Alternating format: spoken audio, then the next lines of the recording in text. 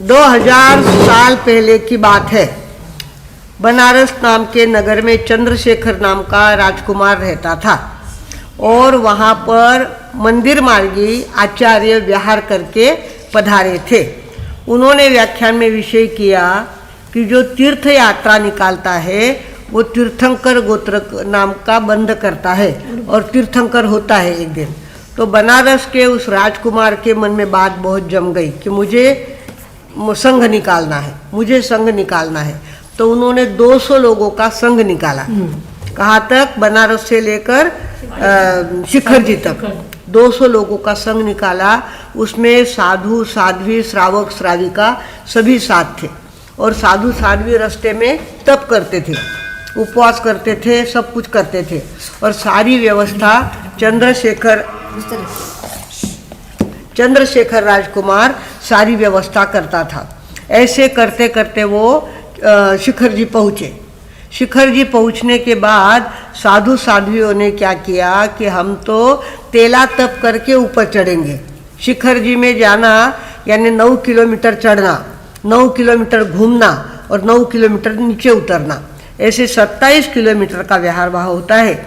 वहाँ के साधु साध्वियों ने, उनके साधु साध्वी थे, उन्होंने तेले तेले किए और पूरी यात्रा पैदल की थी। तो चंद्रशेखर जी के भाव बहुत ऊंचे ऊंचे ऊंचे चढ़ने लग गए। उनको लगा कि मुझे भी तपश्चर्या करनी चाहिए, ऐसे खाली उनके भाव थे।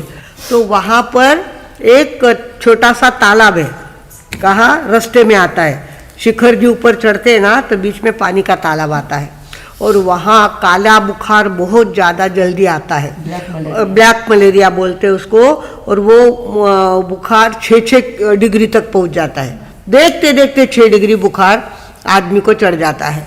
तो चंद्रशेखर जी ने वहाँ का पानी पी लिया। उनको पता नहीं था ये पानी नहीं पीना, उन्होंने वो पानी पी लिया और वो आए और उनको बुखार चढ़ गया। बुखार चढ़ गया जो उतरने का नाम ही नहीं लेते। कई महाराज साहब ने बेचारे आचार्य थे कि जिसने संघ निकाला, जिसने इतनी बड़ी दलाली करी और वही बुखार में तप रहे हैं, तो उनको बहुत बुरा लग रहा था।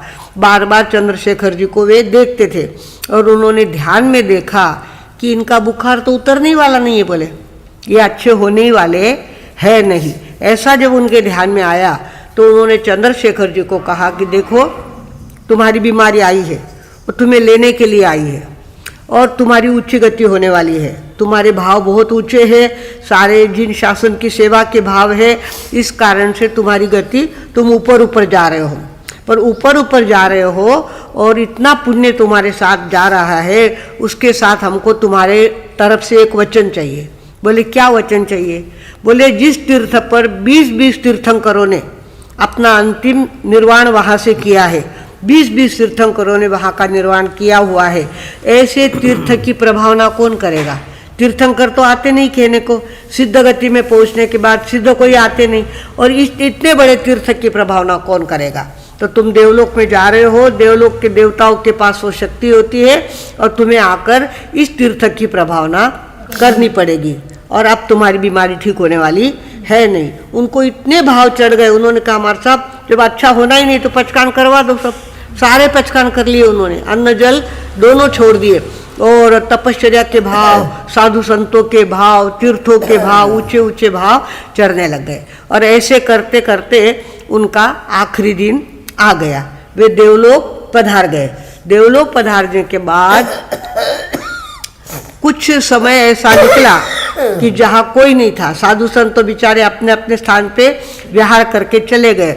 उसके बाद एक दिन शिखर जी के अंदर एकदम जबरदस्त आवाज आई और नीचे से पेड़ बाहर निकला, नीचे से पेड़ की जड़ बाहर निकली और किसी के शरीर में आकर के कहा मैं यहाँ का भूमिया हूँ।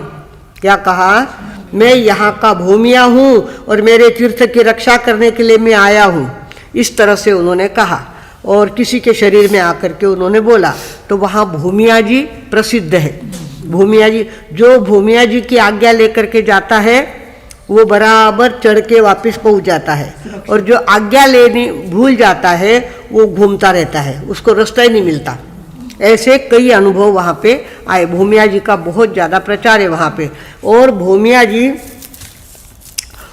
जी जो है वो सहायता करते हैं। हमको भी उसका अनुभव आया। हम रायपुर से निकले और बीच के रास्ते से हम हाईवे पे आ रहे थे, तो जिस दिन हम हाईवे पे आए उस दिन मेरे कान में आवाज़ आई 5 बजे, मैं आ गया हूँ। भाई किसी का पहचान वाला आवाज़ नहीं, कुछ नहीं, मैं आ गया हूँ, क्या समझे। तो सवेरे हमारे साथ लोग थे, हम 20 लोग साथ में शिखर जी की तरफ विहार कर रहे थे।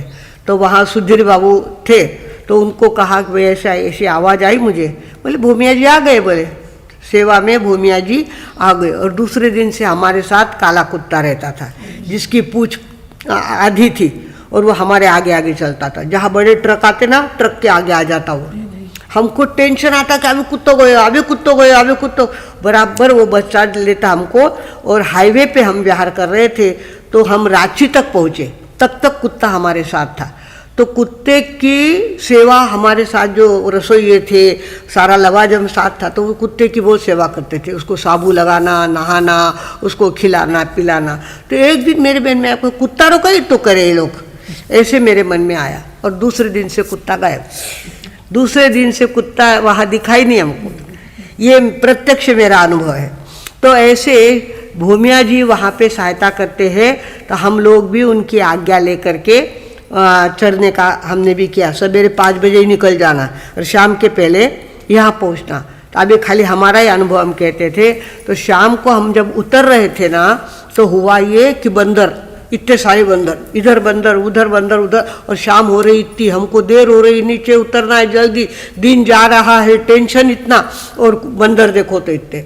तो हमको टेंशन आया ना, वहाँ कुत्ते आ गए और कुत्ते ऐसे भूखने लग गए कि सारे बंदर भाग गए। हमारा रास्ता खुला हो गया और हम समय पे अपने ठिकाने पहुंच गए। उसके बाद वहाँ के अनुभव का कहे तो एक सेठानी ऊपर चढ़ रही थी और उसने गर्मी होने लग गई उसको, तो स्वेटर निकाला ना, तो स्वेटर के साथ उसकी सोने की चूड़ियाँ नीचे गिर गई। उसको ध्यान नहीं, वो तो चढ़ने में हाँ हाँ करती हुई चढ़ती जा रही थी। और कुत्ते ने उसका घाघरा पकड़ा सेठानी का और खींच के नीचे लाया। उसको उसकी चूड़ियाँ बताई, वो तो आगे निकल गई थी, सारी चूड़ियाँ नीचे पड़ी थी। कुत्ते ने वो चूड़ियाँ बताई उसकी कि तू तेरी चूड़ियाँ लेके जा यहाँ से। तो ऐसे वहाँ के सैकड़ों अनुभव है, लोगों को कई प्रकार के अनुभव है।